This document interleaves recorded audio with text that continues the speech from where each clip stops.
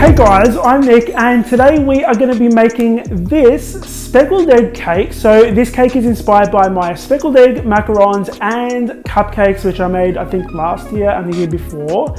First of all, this video is going up on Easter Sunday in 2019. So if you're watching this on Easter Sunday, I hope you guys are having a lovely day and you're eating lots of yummy food with your family and friends. If you don't celebrate Easter, that is completely fine. This is a fun video to watch anyway. So let's get stuck into the recipe. Now, to begin with, we're going to be preparing the dark chocolate splatter that's going to go on the Easter egg molds. So we're going to add some dark chocolate into a small microwave safe bowl. We're going to microwave that for about 20 seconds at a time, mixing each time until it's nice and smooth. Now it is quite thick, so what we're going to do to thin it out is we're going to add some vegetable oil in there. We're going to use a spoon to mix that until it's really well combined, and then you can see that it's much thinner.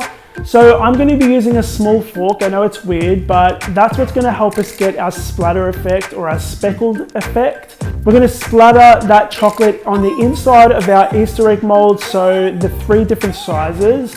And then we're going to pop that into the fridge for about, I'd say about 20 or 30 minutes because you want to get it nice and chilled and set. Now for the colored white chocolate, I am going to be using some white chocolate which I've just melted in the microwave, and we're going to color it with some chocolate food gel. Now it's really important that you don't use regular food gel or even liquid food dye because it's going to cause your chocolate to seize up. This one that I'm using is specifically for chocolate. So we're going to be coloring it yellow, purple, pink, and then I've got some Wilton green or teal candy melts because I couldn't find a food dye that would get me this color. So we're going to be using the Wilton candy melts for the green or the teal chocolate Easter egg. To make the Easter eggs, you're going to pipe the different colored chocolates into the Easter egg molds. For the small Easter eggs, you want to fill them up just below full, and then you're going to gently tap the tray once they're filled. Then you want to pop them in the fridge and let those set. For the rest of the Easter eggs, the medium size and the large egg, which the large egg is I'm going to make purple, we're going to pipe some chocolate on the inside of the mold and then gently tap it to make sure that any air bubbles in the mold come out before we pop those in the fridge as well. Once those chocolate Easter eggs have set, I'm just going to add a little dab of melted chocolate of the same color for each Easter egg. For each different colored Easter egg, you want to use the same colored chocolate. For the small ones, we're just going to add a little dab and then sandwich those together and then pop them in the fridge to set. For the medium size and the large ones, we're going to add a little bit of chocolate on the rim of each side of the Easter egg and then stick those together.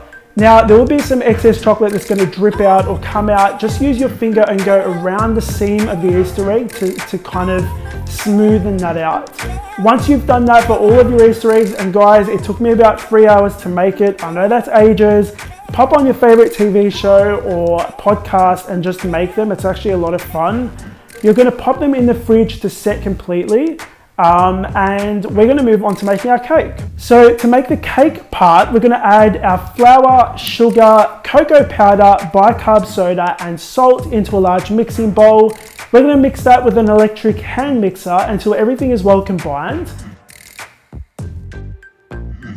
Then we're going to add our softened butter and we're going to mix that until it reaches a crumbly sand-like texture. Next, you're going to add your eggs and milk and you're going to mix that until everything is well combined.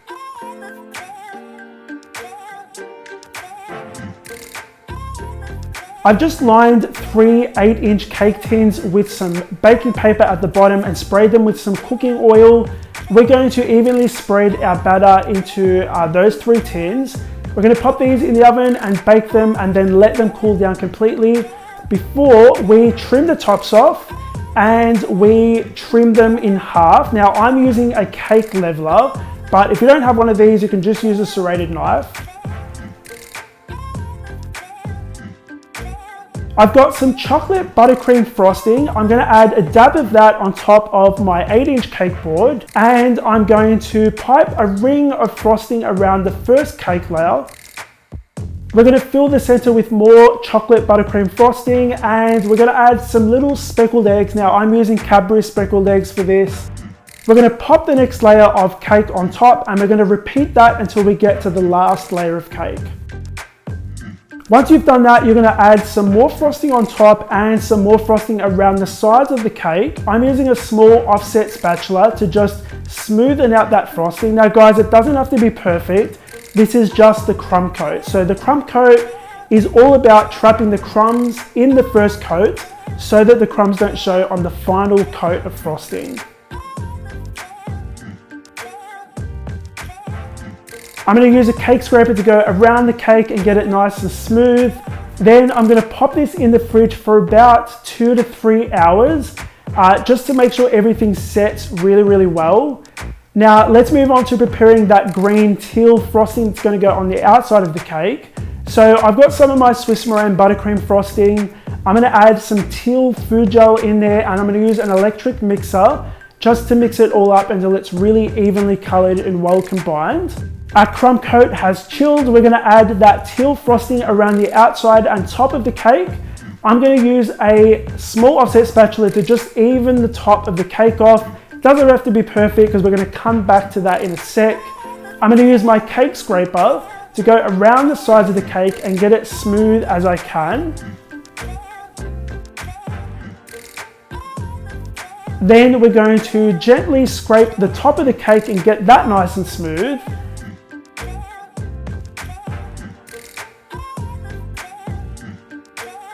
Now guys, to make the splatter paint for the cake, we're going to be adding some cocoa powder and some hot or boiling water into a small bowl. You want to mix that until it's really, really well combined.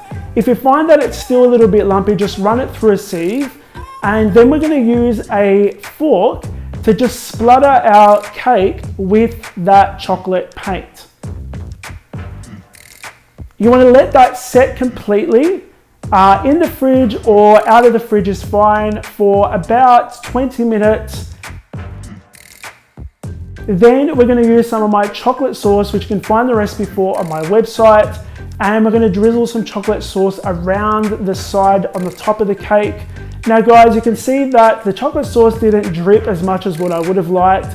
It's because I didn't actually warm it up in the microwave long enough. What you should do, which I didn't do, is actually do a drip test down your finger. Just drizzle a little bit of chocolate sauce, and if it drips nice and smoothly and it doesn't feel too warm, then it's ready for the cake. I didn't do that, so it didn't drip as much as it should have. Once you've drizzled that chocolate, you're going to add a little bit more of that teal frosting on top of your cake and add the first large egg on top of the cake before you add a little bit more frosting dollops around that and add your little eggs in the middle, just kind of alternating and mixing up the colors. And guys, that is my speckled egg cake.